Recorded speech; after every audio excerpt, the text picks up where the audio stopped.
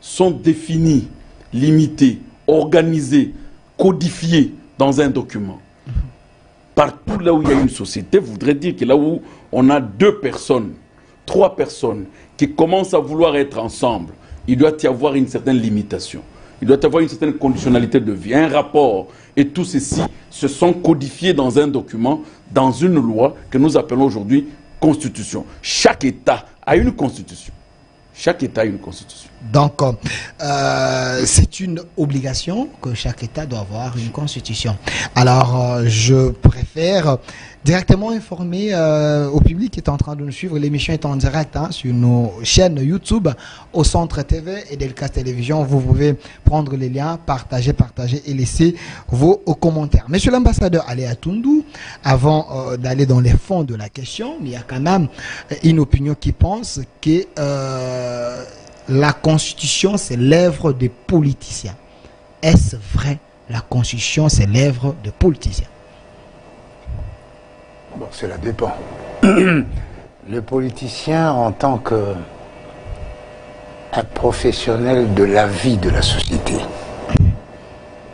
oui, c'est son œuvre, parce que il a pour tâche de conceptualiser les aspirations, les inquiétudes et d'autres données au nom de la société.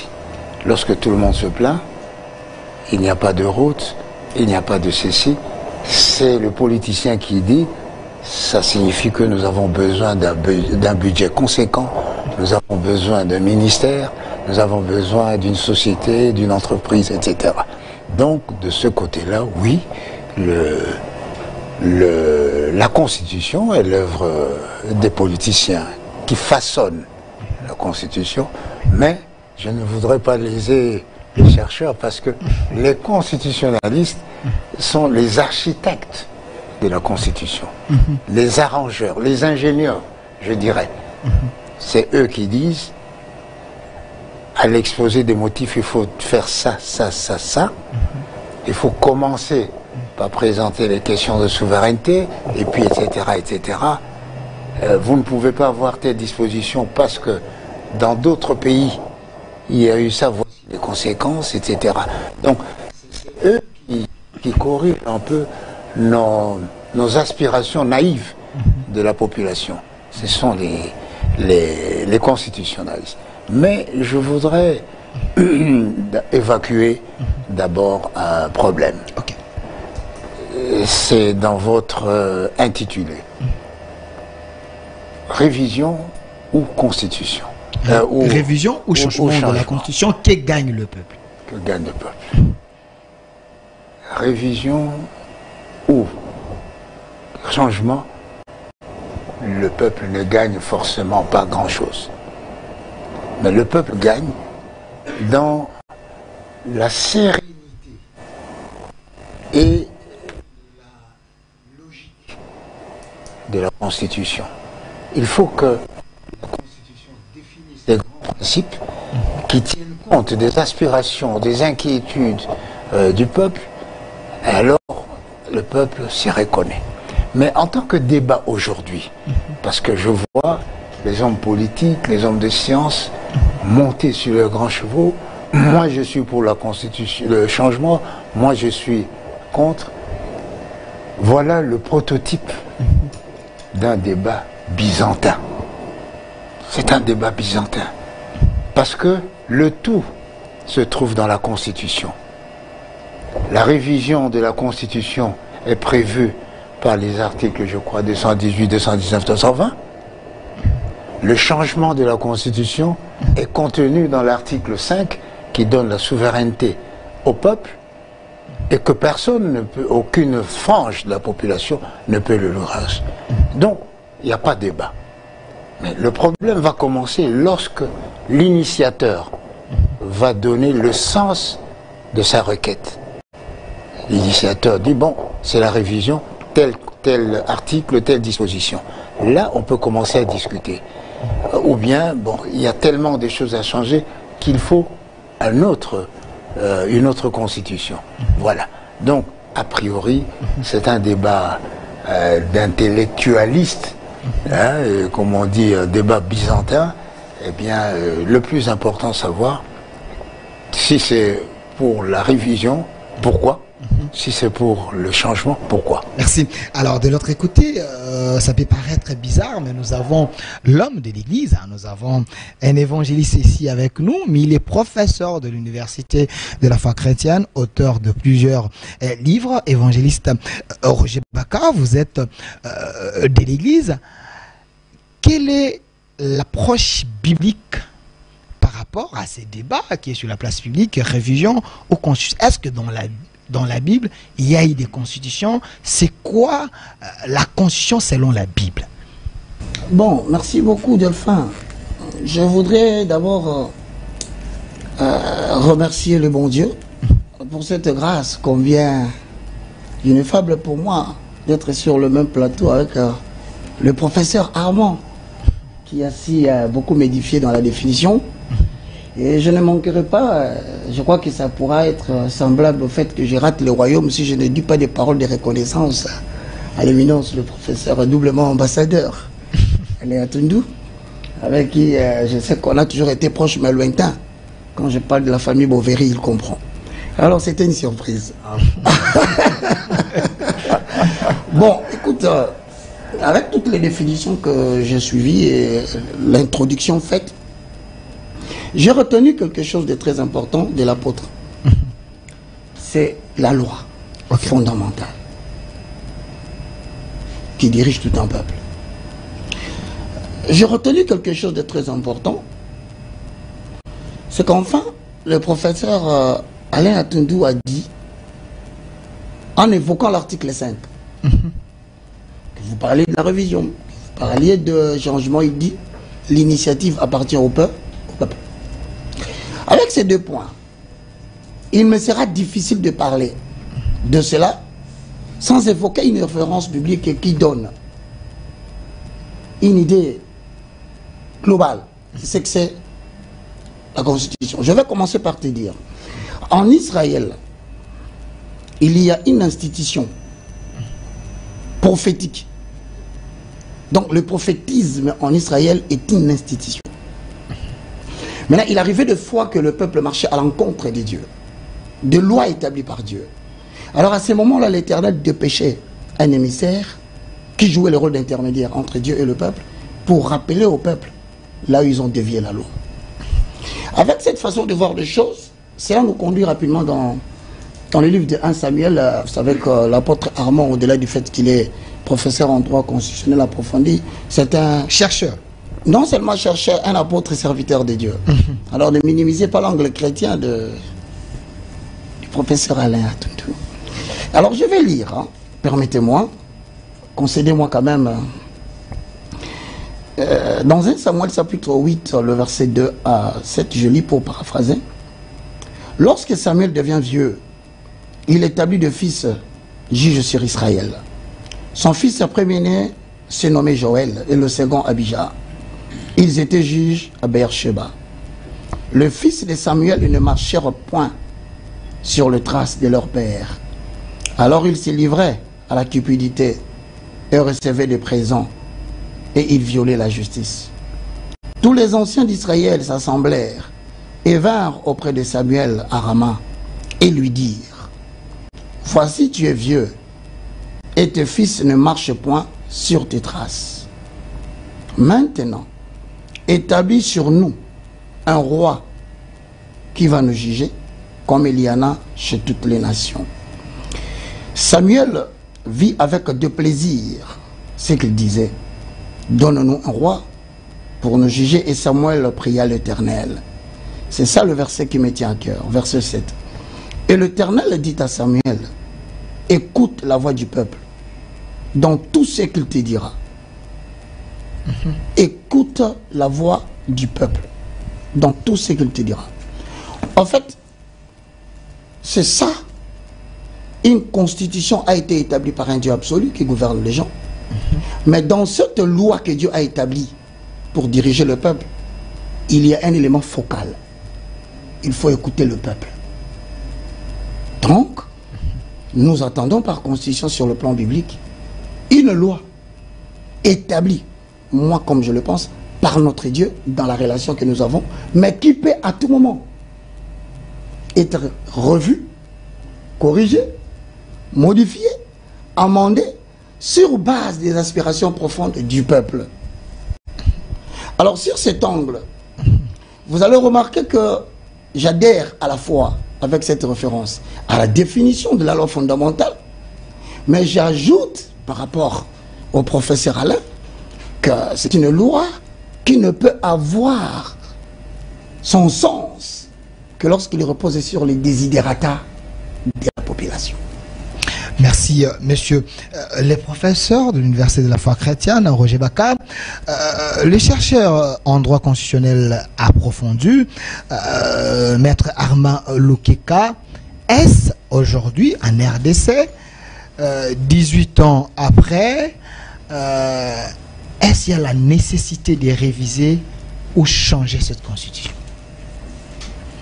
Oui, moi je commence d'abord à répondre un peu, à payer quelques arriérés. Payer les arriérés.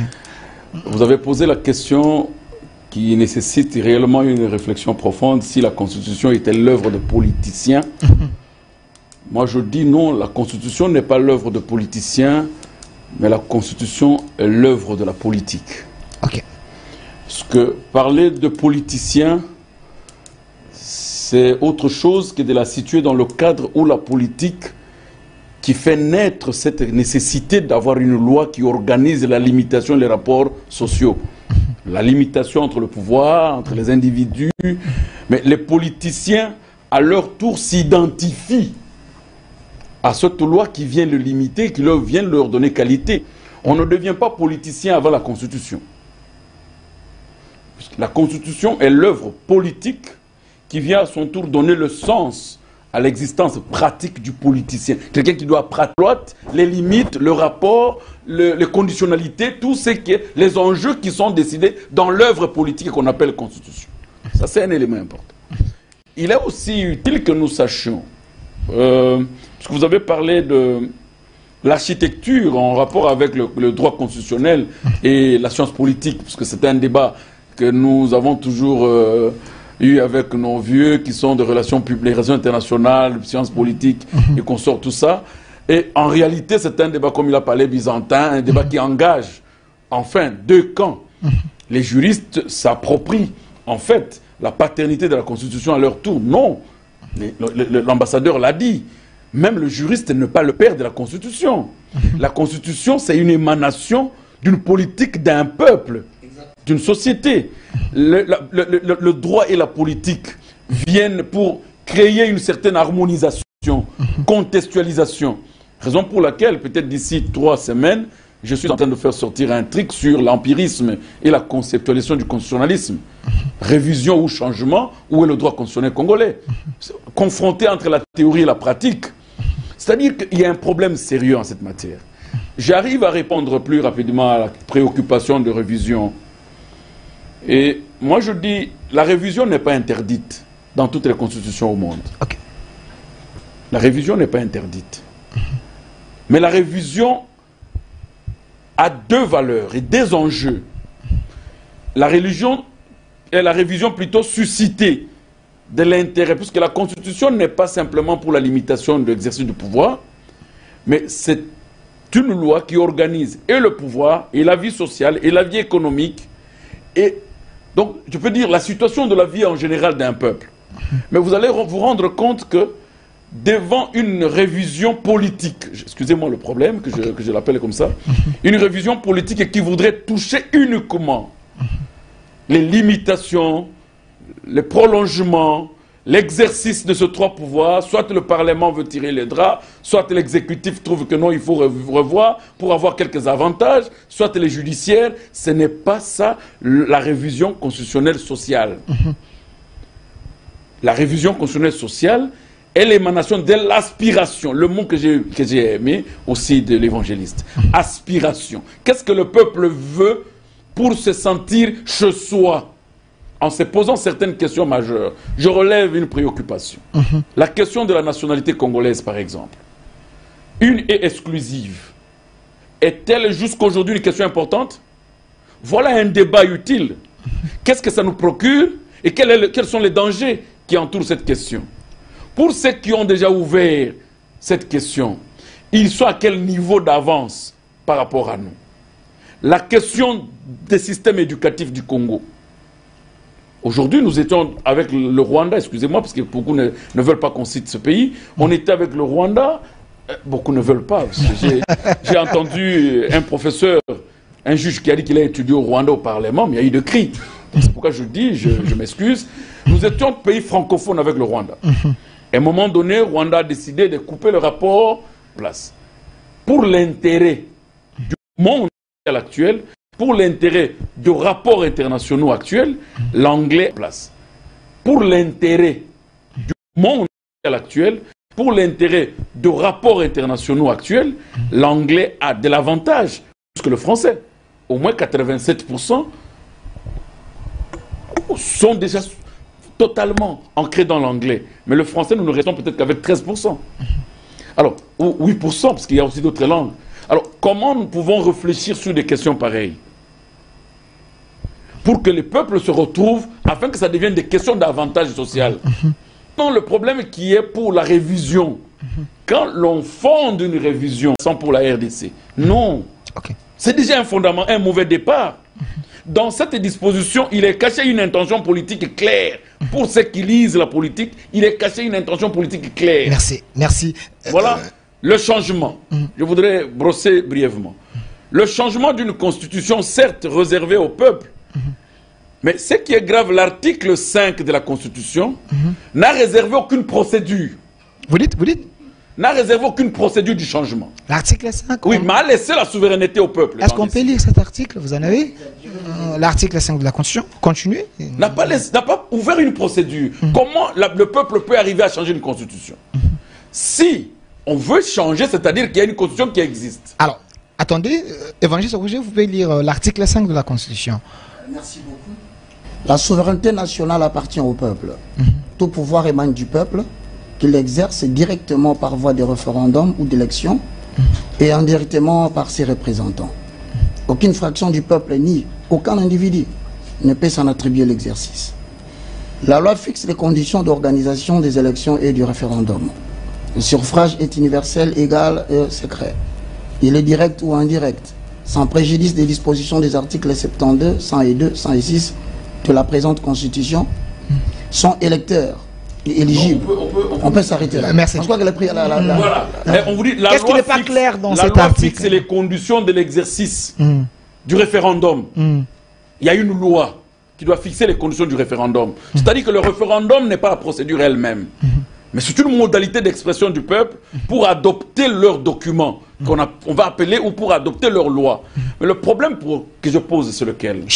À quel moment le changement d'une constitution devient opportun?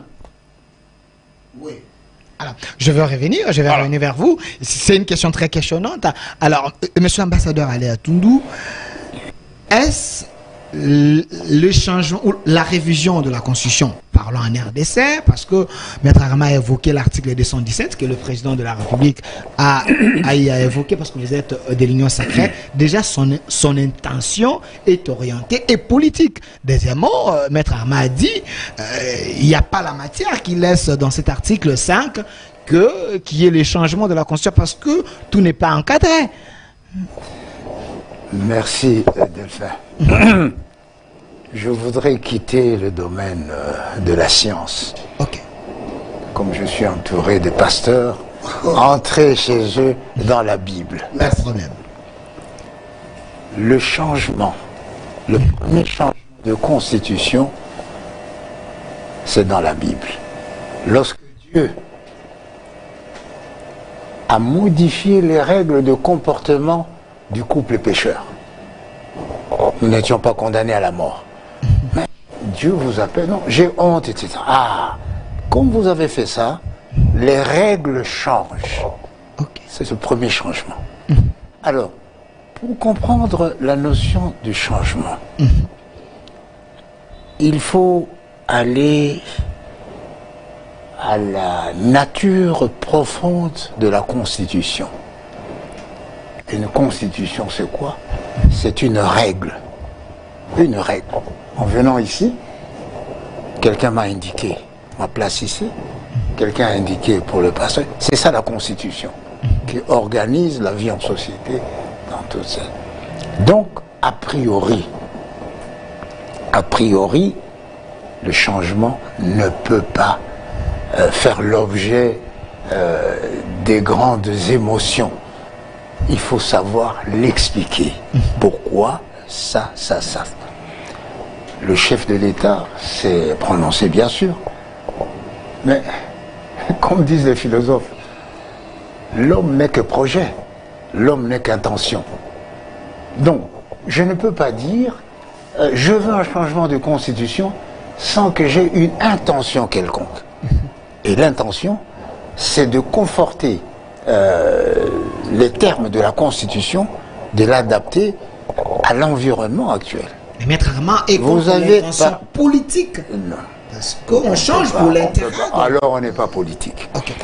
C'est l'accord global, on fonde sur ça, sur un contrôle croisé, on va dire, des belligérants, et assurer la paix grâce à ce contrôle croisé.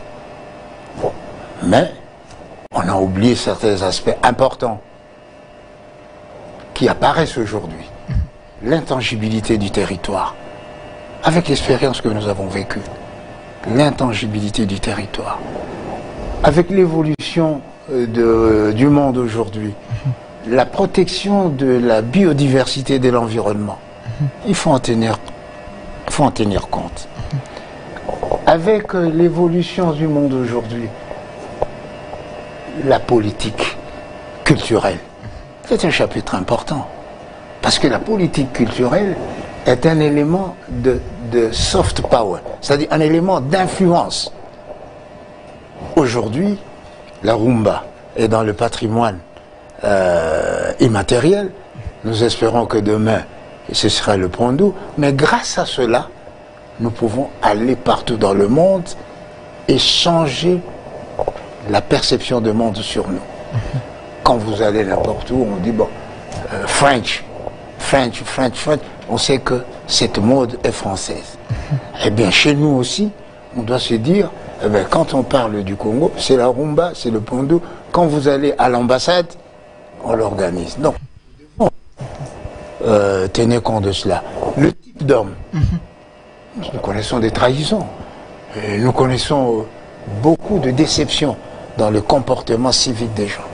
Il faudrait que nous puissions insister sur l'éducation, l'instruction, les valeurs qui structurent notre société aujourd'hui. Vous pensez qu'il y a certains vides qu'aujourd'hui qu'il faut combler en changeant ou en révisant la Constitution? Donc il y a la nécessité. Mais pour moi, à partir du moment où l'exposé de motifs n'a pas tenu compte de ces éléments, il faut changer d'exposé de motifs. C'est déjà un faux départ. Non, il faut changer d'exposé de motifs pour avoir une constitution conforme, comme l'a dit le prof, à nos aspirations, mais aussi à nos inquiétudes. Parce que la constitution a un rôle métaphysique. C'est celui d'apaiser nos inquiétudes. Qu'est-ce que demain, si je meurs, qu'est-ce qu'on fera de moi? Ah, si vous êtes militaire, vous avez mérité de la nation, eh bien il y aura une revue, il y aura ceci. Si vous êtes simple citoyen, on va vous décorer. Tout ça, ça fait partie de la Constitution. Merci. Merci, monsieur l'ambassadeur Adela Toundou. L'émission est en direct sur notre chaîne YouTube au Centre TV et Delcas Télévision. Laissez vos commentaires. Professeur de l'Université de la foi chrétienne évangéliste Roger Baka, parce que le débat est purement scientifique, vous êtes professeur, mais il y a un autre scientifique, c'est Sanga, qui a répondu directement au chef de l'État, parce que le chef avait évoqué l'article 217 dont Maître Armand parle, lui dit il n'y a pas la matière de cession des terres dans cet article 217, les chefs plutôt manipulent l'opinion. Vous gérez des foules, des masses, est-ce que le chef de l'État est un manipulateur? Bon, écoutez, merci beaucoup Delphin. Tu sais, m'asseoir à côté de l'intelligence à Congolais qui représente totalement l'âme congolaise, c'est pas de la blague, il faut avoir ton stylo, hein, parce qu'à moindre défaut, tu rates un mot de l'apôtre Armand, tu es en dehors du système. Et quand je retourne le regard, je me dis, bon Dieu, je me retrouve devant deux situations qui représentent pratiquement les deux Olivier. Trouve pour moi une place pour que je sois tranquille. Je vais tenter de porter une petite modification. Ok. C'est exactement ce que le professeur Alain a dit, le changement. Mais seulement que dans la situation du jardin d'Éden, c'est Dieu qui est l'auteur de la loi. Ce n'est pas Adam et Ève. Déjà, il y a une dichotomie qui se pose. Et Dieu n'a pas changé de constitution parce qu'il l'a voulu. C'est parce qu'il voulait s'adapter aux gens qui ont changé de conduite. Partons de cet exemple, en tout état de cause, parlons de changement politique. Si l'intention est telle, ça devait être conforme au jardin d'Éden. Tenir compte des aspirations d'Adam et d'Ève de la République démocratique du Congo. Sorti de cette espèce de choses, je vais demander avec beaucoup de respect. Vous savez, moi, je suis illettré en matière politique. Mais j'aimerais bien, avant d'aborder cet aspect de révision ou de changement, avoir le privilège de demander quand même aux éminents citoyens qui sont là avec la manière dont ils parlent. Je te rassure, une fois que je suis au paradis, j'ai dit Dieu, laisse passer Papa Atoudou et Papa Armand. Ils m'ont beaucoup convaincu, donne-leur une place directement. Mais, je vous en prie, si j'en aurais vraiment l'opportunité. Mais en attendant, je demande aux intelligences de me dire, avant de continuer, qu'est-ce qu'on entend par démocratie? Alors, Maître Armand, rapidement, si vous pouvez aider là-dessus, avant de construire la démocratie. Oui, parce qu'on est une république démocratique. Qu'est-ce qu'on entend par la démocratie? Qui peut prendre la parole? Avant que je ne continue, c'est quand même compliqué pour moi, parce que nous parlons de la Constitution, mais dans quel état? Dans un état démocratique. Est-ce que vous pouvez l'aider? J'ai besoin de la définition, permettez-moi. Permettez-moi. Mais en attendant que vous êtes en train de formaliser la définition, il faut suivre l'évolution sémantique. Exact. Mais en deux mots, que même la maman maraîchère comprenne. Ça vient d'Athènes. La démocratie, c'est l'exercice du pouvoir par les citoyens qui ont le droit de parler des affaires de la société.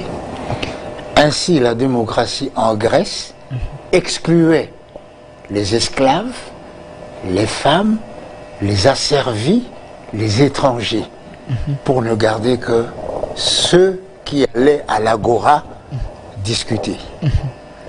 Et par l'évolution des choses aujourd'hui, un peu par analogie, la démocratie, c'est le gouvernement par le peuple. Mais le peuple, c'est qui? C'est celui qui est défini dans la Constitution. C'est-à-dire, il doit avoir 18 ans, au moins, hein, je crois, le temps de lecture. Il doit avoir au moins 18 ans. Il doit être saint d'esprit. Hein, voilà ce que c'est que la démocratie. Merci. C'est la gestion de l'État, de la communauté, par catégorie de personnes. Merci. Qui, heureusement, est devenue majoritaire. Merci. Évangéliste Roger Baka, vous avez noté. Oui. Reprenez la parole. Merci beaucoup. Tenant compte de cette définition, je vais répondre à la question de la révision. Ok. Bref, je retiens de la définition que la démocratie, c'est l'exercice du pouvoir, mais qui émane du peuple. Et dans ce peuple, nous avons les gens, tels que 18 ans, révolus, sont exclus de cet exercice les étrangers. Si je comprends bien. Mais je vais rentrer dans la Constitution de 2006, le 18 février. Ok. J'entre dans l'élaboration. J'ai suivi dernièrement le professeur Alain Atoudou. Il a dit l'esprit de la Constitution de 2006.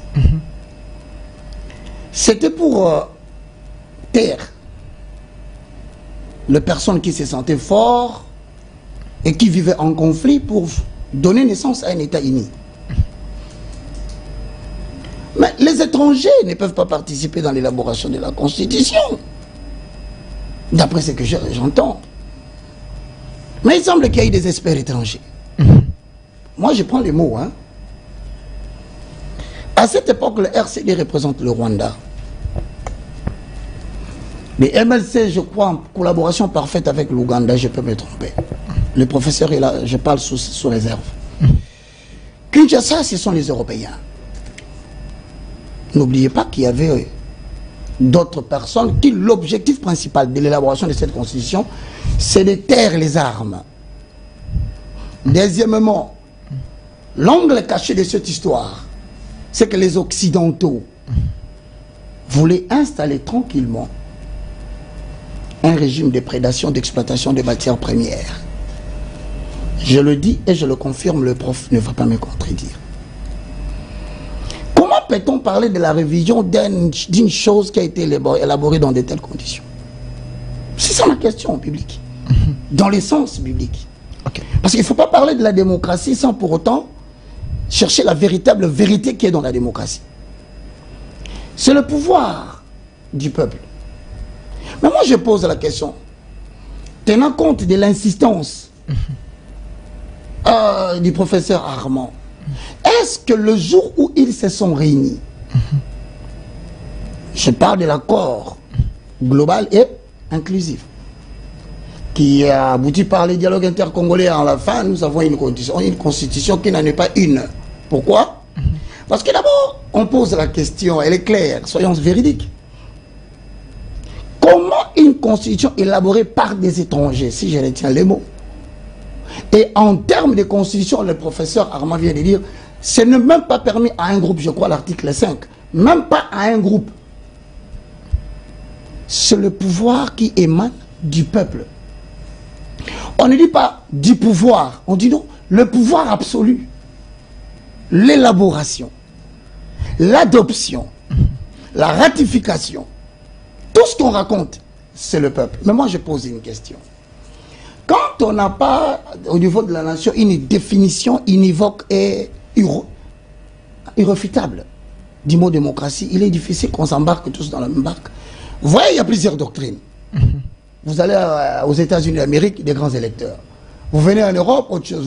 En fait, je me retrouve dans une situation où on parle d'une démocratie, d'une constitution que le peuple n'a rien compris. Donc, on ne peut pas permettre cette constitution de 2006 qui a été élaborée sans tenir compte des aspirations profondes de la population, appeler cela une constitution, moi j'ai dit, c'est un mal. C'est un vol qu'on a fait à l'endroit du peuple congolais. Maintenant, je pose une question. Faut-il reviser un mal? Je t'assure parce que, d'abord, je te confirme. Le groupe des gens qui sont représentés là-bas, je vais demander les modes, les critères. Hein. Quels sont les critères qui ont été tenus en compte pour considérer que ces gens représentaient le peuple? Les seigneurs de guerre, ils étaient là et la communauté internationale avait exigé que nous puissions nous mettre ensemble pour essayer un peu de calmer le feu. Le problème évoqué par le professeur Alain Atundu, tenir compte du préambule. Ok. Quand je lis le préambule, nous, peuple congolais, nous étions là. C'est un mensonge grossier. Comment vous pouvez vous permettre de mettre dans le préambule, nous, peuple congolais, nous n'étions pas là? Mais le peuple était représenté par ces délégués, il y avait la société civile, il y avait les chefs des partis politiques, les leaders d'opinion, à moins que je me trompe. Quand tu vas en France, même quand on parle du monarque absolu, le roi Soleil, Louis XIV, quand bien même c'était le pouvoir absolu, mais il ne faisait pas tout. Le roi, vous ne pouvez pas enlever le pouvoir de qui peut faire quoi. Mais on a enlevé au peuple congolais le pouvoir de dire qui peut aller là-bas, qui peut faire quoi. Donc, cette constitution a été élaborée sans tenir compte des aspirations de la population. Alors moi, je trouve mal que vous parlez de la révision. Parce qu'on parle de la révision, c'est comme si vous voulez encadrer un mal. Ok. On ne peut pas encadrer un mal, on combat le mal. Donc, pas de révision. Pas de révision, il faut un changement. Maintenant, parlons du changement. C'est là où le professeur Armand évoque un élément important. Il dit, on nous dit que le référendum peut être fait, mais on ne définit pas la procédure. Je pose une question aujourd'hui. S'il faut changer la Constitution, oui, on peut changer la Constitution. Mais il faut tenir compte de ce que le professeur Armand a dit. Les préalables. L'angle politique. Sans vérité commune, il n'y a pas de projet commun. Maintenant, si je reviens principalement au peuple congolais, moi quand je regarde le peuple, permettez-moi un peuple congolais, vous Chité.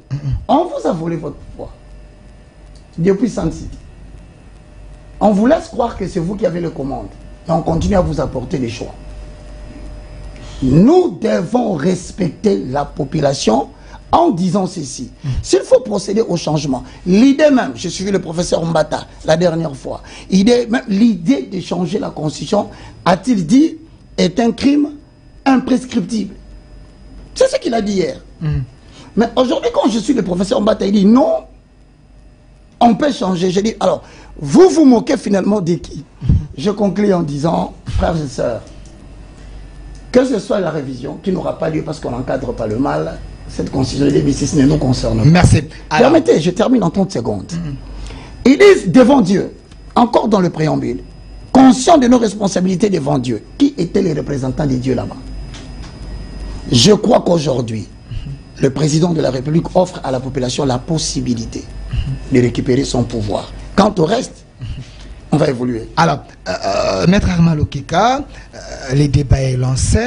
M. Roger Baka a ouvert plusieurs portes que je souhaiterais que vous puissiez fermer sur le plan scientifique et doctrinal, parce que vous êtes chercheur en droit constitutionnel approfondi. Quand le professeur Mbata dit que même la Bible a été révisée, a été changée, je dis bien, le professeur Mbata, il a dit, même la Bible que nous avons, la version, les versions que nous étudions, que nous lisons aujourd'hui, ont été améliorées. Donc, la révision est possible, même les changements aussi est possible. J'étais avec un autre professeur, Willy Makesh, professeur de droit constitutionnel, qui dit, quand on construit une maison, on dit, n'entrez pas dans cette chambre parce qu'il y a l'interdit.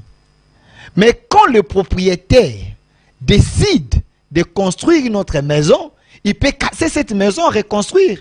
Et la chambre là ne peut pas poser un problème. Donc, quand le peuple demande les changements, est-ce la Constitution peut interdire à ce peuple-là de changer cette loi? Bon, il y a un problème. En fait, je pose un problème sérieux. Vous savez, moi, on m'a appris qu'un savant, c'est quelqu'un qui, même pas dormir, mais qui reste au laboratoire. Ça a perdu sa substance neutrale pour qu'on sente qu'il y a l'objectivité, en d'autres termes. Ce n'est plus de la science. Ça n'est plus de la science. Puisque le problème, c'est qu'il faut que le professeur de droit constitutionnel soit serein de dire au peuple les conséquences qui accompagnent le changement constitutionnel et les conséquences qui accompagnent le changement ou la révision constitutionnelle. Si aujourd'hui j'ai entendu, bon, je veux aboutir là, parce que ça, c'est une question qui nous fait, nous les appelons souvent même qu'ils ouvrent des salons pour débattre, qu'ils quittent un peu le média, qu'ils restent dans les laboratoires ensemble, qu'on discute sur les éléments et les données. Le pays n'appartient pas qu'à ceux qui sont aujourd'hui, qui ont des petits moyens pour le média. Il y a ceux qui n'ont pas le moyen pour venir aux médias, mais qui sont dans les laboratoires, ils doivent être consultés. Exact. Alors, le problème c'est que je voudrais d'abord revenir sur la question de Dieu avec le jardin d'Adam. Parce que ça m'a collé un peu dans mon petit papier. En fait, Dieu n'a pas modifié une constitution. Imaginez-vous, Dieu a créé l'homme, mais dans l'homme, il n'a donné aucune loi. Sinon, lui dire qu'écoute, je te laisse, donne le nom et tout ça. L'homme a commencé à chercher. Mais il lui dit, écoute, tu vois tout ce qui est ici, je te donne. Mais seule chose, ça, il ne faut pas toucher. Il ne faut pas manger. Mais la personne qui vient manger n'a pas été au moment où on a interdit de ne pas manger. La femme n'a pas été. Vous trouverez que quand il commençait déjà à chercher à nommer le nom, il y cherchait parmi toutes les créatures pour trouver son aide semblable. Il n'avait pas trouvé. C'est-à-dire que la femme n'était même pas encore là. Mais la femme vient trouver déjà une loi qui avait déjà été faite. Mais qui vient ensuite toucher, manger et donner à celui à qui on avait fait subir la loi que non, il est bon de manger. Puisque celui qui m'a donné m'a dit que non, il vous ment. Si tu manges, les yeux vont s'ouvrir. Et en réalité, quand ils ont mangé, les yeux n'étaient pas ouverts. Bien sûr. Alors, maintenant, le problème n'est pas à comparer la vie de la spiritualité biblique ou les écritures qui sont des inspirations de Dieu aux inspirations humaines. La Constitution est une inspiration humaine. La Bible est une inspiration divine. On ne peut pas le comparer. On dit ce qui est de l'esprit est esprit et ce qui est de la chair est chair. C'est cet écrit dans la Bible. Alors, la Bible n'est pas de la chair. Même celui qui dit qu'on l'a modifié, ou dans quel pays, quelle assemblée qui avait modifié la Bible. Même t'as dit. Ah, si il a une Bible qui a plus de livres, qu'il se contente de ça pour que ça fonde sa foi. C'est la Bible qui tout ce qui est écrit a été écrit pour vous. Afin que votre foi fût fondée. C'est ça. Donc, si tu lis quelque chose, tu te limites là pour fonder ta foi. Point. Il ne faut pas chercher qui ont révisé, qui ont modifié. Puisque ce sont des mystères. Et la constitution de la RDC que j'ai vu l'évangéliste en train de lire, et l'ambassadeur a parlé du problème que le changement ne peut pas être un sujet d'émotion. Certes, mais aujourd'hui en RDC, ce ne sont pas ceux qui sont contre les changements qui sont émotionnés. Ce sont les éditeurs des changements qui sont émotionnés, puisqu'ils sont en train de perdre la ligne de la neutralité scientifique. Pourquoi? Puisque les changements d'une constitution ont des conséquences. Un, de conséquences, puisque nous devons trouver quelle est l'assemblée qui va rédiger la nouvelle constitution. Puisque cette institution qui est née de la fausse constitution tombe avec l'ancienne constitution automatiquement. Toute institution née d'une constitution fausse. La conséquence, ces institutions sont fausses. Ils doivent quoi? Tomber, puisque c'est de ces documents qu'ils puisent leur pouvoir. Donc nous devons aller à une assemblée constituante. Automatiquement, une transition s'appelle. Ça, c'est l'esprit du constitution. Je te donne la procédure du changement. Ok, ok. Si nous voulons quitter de cette constitution pour aboutir, pour arriver à une autre constitution, ce parlement tombe, le gouvernement tombe, je peux même parler de l'exécutif tout entier tombe. Puisqu'ils n'ont été élus que conformément à l'article 5 que nous venons de lire tout à l'heure, qui est supposé être un article sale et erroné. Qu'est-ce qu'on fait des personnes qui sont choisies par voie frauduleuse? C'est le mal qu'on n'encadre pas. Voilà. Donc, aussi longtemps qu'on ne peut pas encadrer le mal, qui est la Constitution, on n'encadre pas le fruit de la Constitution. Exactement. L'article là est dans quelle Constitution? Dans la Constitution qui fait l'objet oui, du mal. l'article là est dans quelle Constitution? Cet article est... Non, je pense que je vais finir parce que j'ai noté beaucoup. Okay, cet article-là est dans une constitution dont on ne peut pas encadrer. Vous comprenez? Qui pose le problème depuis le préambule jusqu'à la signature. Vous comprenez? Alors, je peux soutenir cela en demandant au génie constitutionnaliste congolais de présenter au peuple le danger qui guette le changement. Ok. Parce que nous allons refondre automatiquement tous les efforts du peuple arrivé à ce stade seront considérés nuls. Et je veux revenir pour expliquer le préambule de cette constitution. Dans tous les États au monde, vous prenez même la constitution américaine, quand c'est un produit d'une circonstance, ils énoncent la circonstance par laquelle cette constitution a été adoptée ou changée. Nous sortions de la... Avec Mouzé, nous n'avions pas une constitution par laquelle on devrait invoquer. Nous sommes entrés dans une zone belligérante, dans une période de guerre. Et cette période a donné lieu à une constitution de la transition, rappelez-vous, qui a donné lieu aux députés de la transition et à 1+4, qui était un système sui generis. Ça existait ailleurs, mais chez nous, au moins nous avons connu une transition. Pendant cette transition, les responsabilités confiées à ce Parlement de la transition, c'est de rédiger cette constitution et la soumettre au référendum. Et comme c'était une représentativité du peuple, au regard des accords de paix, je dis bien, cette circonstance ne peut pas ne pas figurer dans le préambule. Ne peut pas ne pas figurer. Sinon, il serait malhonnête. Sinon, il serait malhonnête de ne pas évoquer toutes ces questions. Et du fait qu'on a parlé, même si aujourd'hui on voudrait... Même si on voudrait changer la Constitution, nous allons évoquer quel événement? Du fait que nous avons trouvé que le Congo est fatigué d'encadrer le mal. Voilà. C'était une circonstance. Vous comprenez? Qui engendrerait une nouvelle constitution. Vous comprenez? Deuxième élément. 2 secondes, Chité. Ah, mais apparemment, tu m'as donné beaucoup, puisque l'ambassadeur... Prenez 2 minutes, 2 minutes. Ok. L'ambassadeur a parlé de... dans le préambule, il y a des accords, il y a des choses qui ont été oubliées, entre autres l'intangibilité du territoire, la biodiversité, culturelle et conso. Non, ça n'a pas été oublié. Ça n'a pas été oublié. L'intangibilité du territoire congolais est dans cette constitution, noir et blanc. C'est bien écrit, cette constitution. L'État congolais reste un État unitaire. L'intangibilité, ses frontières, tout ça, c'est bien défini dans la constitution.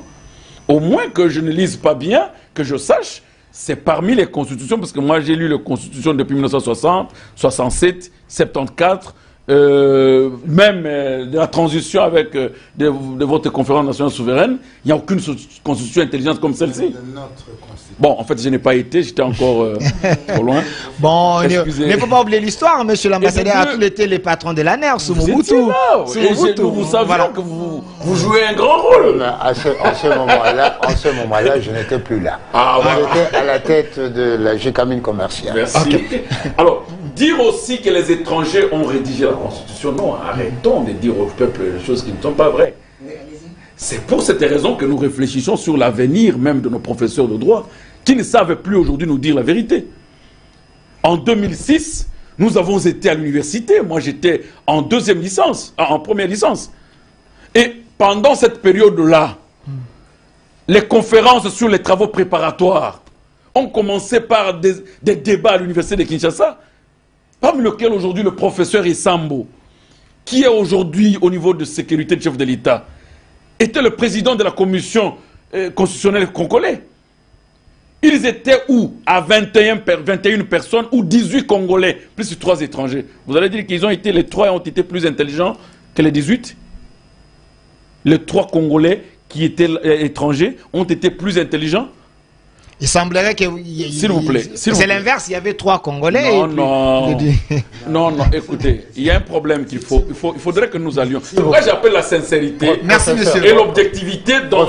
Monsieur Arma Lokeka, chercheur en droit constitutionnel, qui dit, vous devez dire aux gens les conséquences si vous voulez changer cette constitution. Il faut expliquer les conséquences. Il semblerait que c'est pire ce qu'il a dit. Si vous voulez changer la constitution, donc tout tombe. Tout ne tombe pas. Ok. Tout ne tombera pas. Parce que d'abord, je voudrais me référer à un principe général de droit. Lorsque vous allez chez l'officier d'état civil et que vous donnez mal votre date de naissance, eh bien, ceci est valable jusqu'à inscription à faux. Ceci est valable. C'est-à-dire, on sait que c'est une erreur, mais c'est une erreur qui conditionne votre vie en société. Donc, cette constitution, fût-elle fausse, doit être d'application jusqu'à l'avènement de la nouvelle constitution. D'ailleurs, lorsqu'on observe l'histoire constitutionnelle de notre pays, à aucun moment on est tombé dans les vides. La loi fondamentale était là, Kasavubu a changé. Et qu'est-ce qu'on met dans la nouvelle constitution? Celle-ci s'applique à partir de telle date. Okay. Ça veut dire qu'avant ça, c'est l'ancienne constitution. Donc, il n'y a pas risque de vide constitutionnel, de risque de vide institutionnel, il n'y a rien. Parce qu'on dit, c'est à partir de telle date. Okay. Donc, moi je pense que nous devons... Évidemment, malheureusement, la Constitution est un domaine transversal. C'est la politique, c'est la philosophie, c'est les intentions politiques. Hein, qu'est-ce que vous voulez? Alors, à quel moment doit-on changer ou réviser? Parce que, quel que soit l'auteur, si c'est le président, le gouvernement, l'Assemblée, le Sénat, ou 100 000 personnes, ils ont leur intention. L'intention, c'est-à-dire le sens dans lequel on va. Ça, c'est au sens philosophique. L'intention, c'est la direction vers laquelle on va. Et donc, je ne peux pas préconiser aujourd'hui la révision de la Constitution ou le changement de la Constitution sans savoir où je veux aller. À ce propos, j'ai écrit une petite brochure auparavant. Plaidoyer pour la 4e République. Je voulais quoi? Je voulais dire, c'est que avoir ce que nous avons, il serait mieux que nous allions vers la 4e République. Et maintenant, je suis en préparation d'un petit ouvrage intitulé « Pourquoi changer de constitution ?» Ok. Parce que changer de constitution, c'est pas un péché capital. C'est pas un péché capital. Les anthropologues ont établi comme principe d'efficacité la durée de la pratique.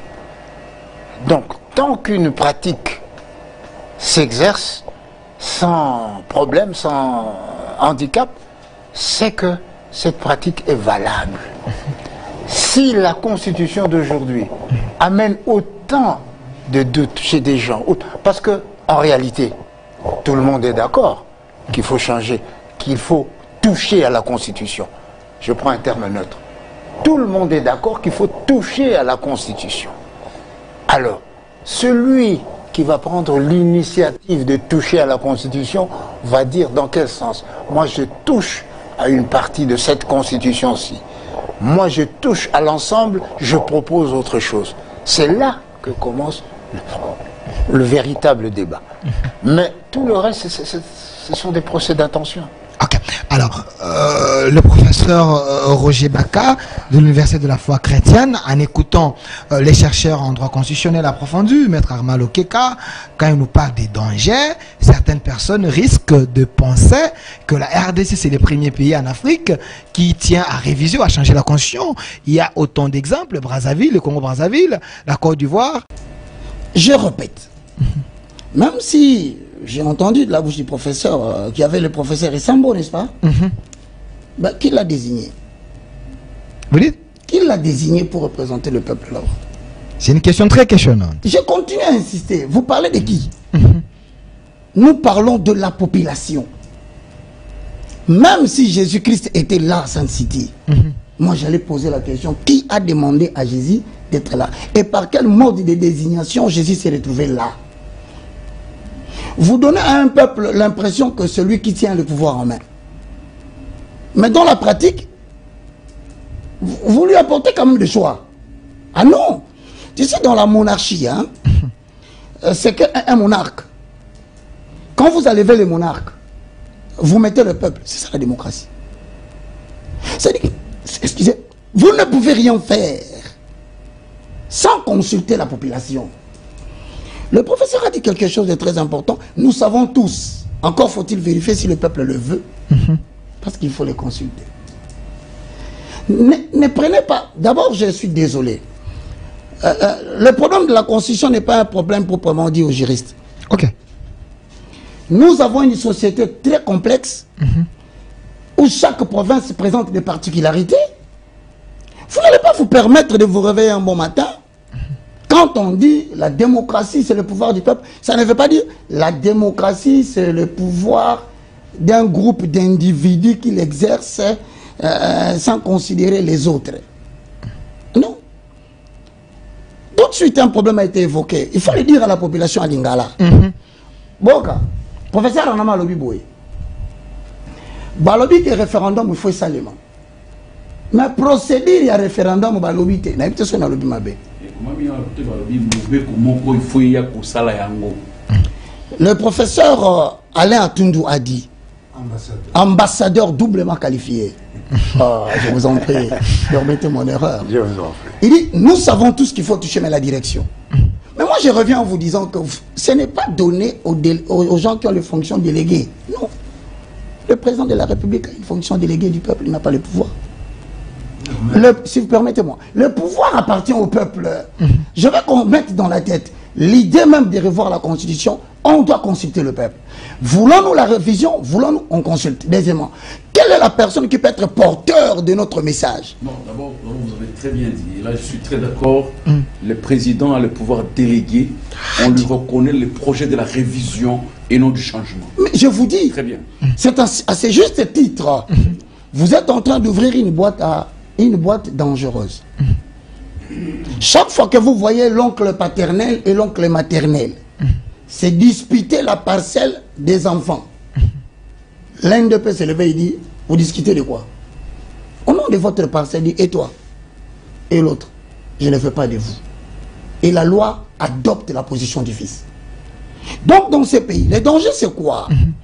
C'est qu'avec une telle pensée, porter même l'idée, c'est le peuple qui doit dire si je veux ou je ne veux. Mais ça a été le cas parce que le chef du Siam Boujimaï, le peuple a crié, changer la constitution, mais parce que vous parlez du peuple, mais j'essaie quand même Permettez-moi de je prends cet exemple. Je te dis, même le pourcentage des sondages ne sont que des chiffres. Okay. Donc nous sommes en train de revenir dans une situation où vous êtes en train d'ouvrir les yeux de la population pour lui dire, vous avez entre vos mains notre pouvoir. Par conséquent, tout risque de tomber. Et le peuple peut vouloir emboîter le pas à une assemblée constituante, qui n'est pas un moyen pour obtenir le pouvoir, mais qui est un moyen pour l'élaboration d'une nouvelle constitution qui va définir les aspirations profondes de la population. Dans ces cas-là, tout tombe. Je suis désolé que les professeurs disent ça ne tombe pas. L'ambassadeur. Ambassadeur doublement qualifié. Quand il parle, moi j'ai le stylo en main comme le professeur. C'est le seul élève qui est ici qui écrit. Hein. Bon, donc je voudrais dire ainsi. Si nous tenons compte de la proposition d'une commission pour l'élaboration d'une constitution, sur base de quels critères? Sur base de quelle démocratie vous voulez? Je termine d'abord la question. Permettez-moi de terminer mon point de vue. Qui a été élu massivement, donc il a le pouvoir du peuple pour mettre... Je n'ai pas fini. Je n'ai pas fini. Je reprends les paroles du professeur. Nous avons tous l'intention de changer. Mais je corrige seulement une petite bémol. C'est qu'on mettre sa date de naissance dans un acte de mariage est une erreur. Mais ici, nous parlons de mal. Quelqu'un qui s'est déjà marié dans une commune, qui va se remarier dans une autre commune, ça, c'est pas une erreur. C'est une tentative de voler et de tromper la population. Et je constate aujourd'hui cette référence qui dit, vous pouvez à un moment tromper une partie de la population. Vous pouvez à un autre moment tromper toute la population. Mais nous en sommes arrivés au point où vous ne pouvez pas tromper toute la population. Nous allons revenir au référendum. Je crains cette commission. Pourquoi je clôture? Parce qu'il y a un article qui prévoit. Moi, il est trait de constitution, je vais essayer sous réserve. Lorsque la commission élabore et qu'on soumet cela au Congrès, à la majorité des 3/5, si cela est adopté, je ne pense pas, si je me trompe, avons-nous encore besoin du référendum? Et donc, on peut encore tomber dans un piège. Alors, je déconseille le chef de l'État à la télé ici. Chef de l'État, laissez la population se prendre en charge, présentez-nous les procédures pour un référendum à l'initiative citoyenne. Mais quant à la révision, ça n'a pas droit d'y être parce que le peuple n'a pas été représenté à Sun City. Le pays est spolié à cause de cette constitution. Nos voisins sont devenus les premiers producteurs de l'uranium à cause de cela. Et l'élaboration de cette constitution, c'était pour pérenniser l'exploitation du Congo. Merci. Merci, Évangéliste Rochebaka. Vraiment, on me fait signer à la fin. Je vais vous donner des minutes comme mot de la fin. Le chercheur Armand Loukeka en droit constitutionnel approfondi. Alors, le sujet était là. Révision au changement de la constitution. Qui gagne les peuples? Je prends la dernière question. Si on révise, si on change, le peuple va gagner quoi? Non, nous disons que le peuple a besoin d'être respecté chez soi. Il n'y a pas de plus grand bonheur pour un peuple que d'être respecté dans son pays. Et ce qui est en train de se faire, c'est un manque du respect flagrant à ce peuple. Vous dites? C'est un manque du respect flagrant. Le chef de l'État n'a pas une seule disposition qui lui confère le pouvoir de changer la Constitution. Même l'article 5? Non. Le chef de l'État a reçu les prérogatives de faire un projet de révision. Il peut proposer voie de révision, mais changer la Constitution, il ne lui revient pas de changer la Constitution. Et quand on invoque l'article 5 qui vous dit, oui, le peuple est souverain d'exprimer leur aspiration par voie de référendum, comment allons-nous exprimer? Ce peuple n'a jamais été identifié. Même si nous allons sur un sondage populaire, le peuple congolais n'a jamais été identifié. Deuxième élément, quand nous disons que le peuple n'a pas été représenté pendant la transition, Il y a ce qu'on appelle en droit politique le cas de force majeure dans lequel la politique prend des dispositions pour l'intérêt supérieur. Lequel cette constitution est assimilée comme un enfant né d'un cas de pareil. Donc, pour l'instant, le tuer, se assassiner, protéger en modifiant, en révisant, en touchant, s'il faut qu'on enlève, nous belligérants, s'il faut qu'on enlève devant Dieu, comme devant les hommes, faut qu'on, parce que l'État congolais est un État laïque, mais à un moment donné, il signe des documents devant Dieu. Vous comprenez? C'est déjà un problème. Ça crée un contraste. Oui, mais ça fait partie de la Constitution. Devant Dieu, ils sont en train de prendre des décisions, et à la fin, on vous dit non, c'est un État laïque. Alors, que vient faire Dieu, que vient faire la laïcité? Merci. Donc, il y a un problème qui nécessite une révision en réalité. Merci. Et c'est là le président de la République peut présenter les fondamentaux qui vont nécessiter la révision selon son projet, avec sa commission. Et si c'est le Parlement présente les dispositions nécessaires. Mais à quel niveau ça s'attache? C'est au niveau de l'intention politique. Merci. Que l'ambassadeur a dit, tout le monde a l'intention. On ne verrouille jamais un article d'une loi. Mon verrou de matière. Merci. J'ai entendu un professeur dire cette disposition elle est ouverte, elle n'est pas verrouillée. On ne verrouille jamais Professeur un Kalouba? article. On ne verrouille pas un article d'une loi. Est-ce qu'il faut consulter ou prendre des spécialistes étrangers? Est-ce que le Congo a suffisamment un capital humain nécessaire avec les biceps, les muscles intellect pour trouver des solutions aux problèmes congolais? Vous savez, de mes années d'université, j'ai retenu une chose, c'est que le savant, c'est celui qui sait expliquer ce que l'ignorant fait. Le savant, c'est celui qui sait expliquer ce que l'ignorant fait. Il ne crée pas ce que l'ignorant fait. Il explique. Eh bien, ici, on ne crée pas la volonté du peuple. Ce n'est pas les constitutionnalistes, ce n'est pas les juristes, non. Ils façonnent la volonté du peuple. Et dans cette constitution, il y a un élément, une disposition qui donne au peuple le pouvoir de reprendre la totalité du pouvoir. C'est l'article 5. Et donc, même si l'initiateur, que ce soit d'après l'article 217 ou 218, que ce soit le président de la République, que ce soit 220, 18, hein? Donc que ce soit le président de la République, que ce soit les deux chambres, que ce soit le gouvernement, que ce soit 100 000, etc. Si cela touche aux éléments structurants de l'État, c'est-à-dire notre État, nous sommes République et démocratie. Les éléments constitutifs de la démocratie et de l'État ne peuvent pas être touchés. Mais les éléments qui n'ont aucune incidence sur la nature, comme la durée du mandat présidentiel, comme le nombre de mandats, comme le nombre de tours, ce sont des histoires qu'on peut toucher. Ok. Ce sont des histoires qu'on peut toucher, mais sans émotion vraiment. Je l'ai dit sans émotion toxique. Je l'ai dit sans émotion, parce que la durée du mandat du chef de l'État, jusqu'à présent, nous l'avons fait par mimétisme, sans raison fondamentale donnée. On fait 5 ans parce qu'en France on a changé, c'était 5 ans. Du temps de Mobutu c'était 7, 5 ans. Non. Lorsque quelqu'un est au pouvoir, il est élu comme chef de l'État. Pourquoi l'élit-on? Pour être là, pour exécuter un certain nombre de choses. Et notre pays, non, des infrastructures d'abord. Les infrastructures. Parce qu'aujourd'hui, vous pouvez donner un mandat de 2 ans au président.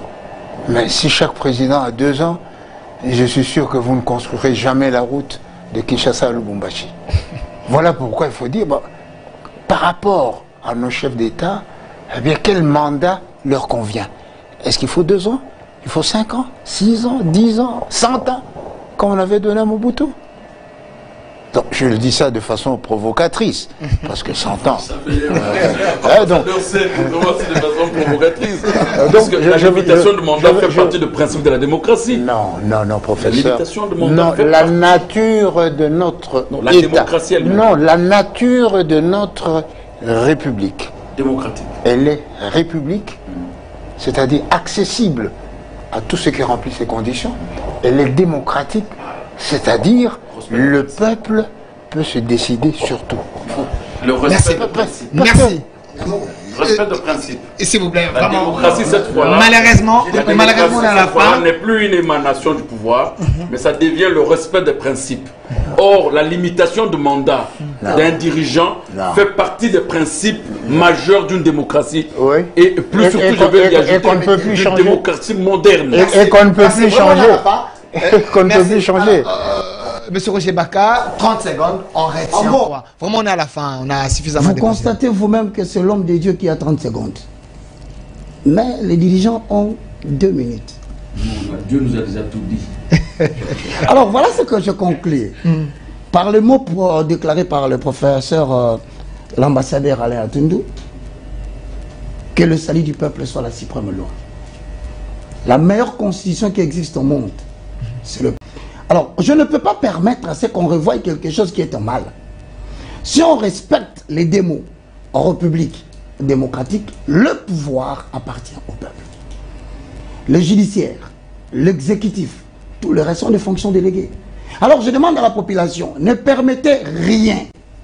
Le judiciaire, l'exécutif, tout le reste sont des fonctions déléguées.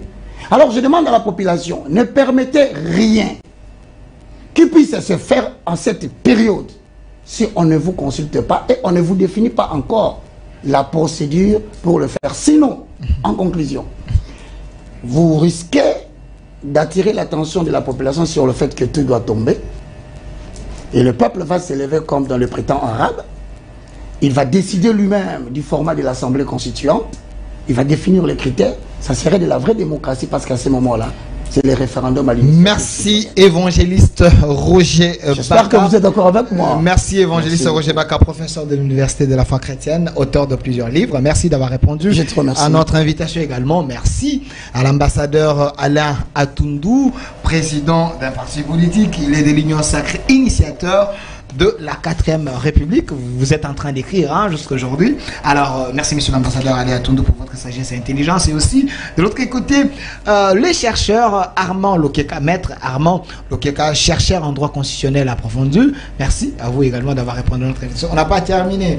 Donc, je vais chercher encore à reprendre cette équipe, peut-être après un temps, pour que nous puissions encore réfléchir, parce que le Congo a des têtes bien faites. Le problème, c'est que les politiques aiment toujours tirer les draps de leur côté. Mais il faut associer les intelligences pour que les Congo aillent de l'avant. Une autre RDC possible. Merci à l'équipe qui m'a accompagné. Côté régie finale, monsieur Enoch qui était là, derrière la caméra Jarma, côté YouTube Rachidi et Kenny Mavungu. L'émission est déjà en direct sur notre chaîne YouTube au Centre TV et Delcas Télévision. Abonnez-vous et laissez vos commentaires. Merci. Au revoir. Et laissez vos commentaires. Merci. Au revoir.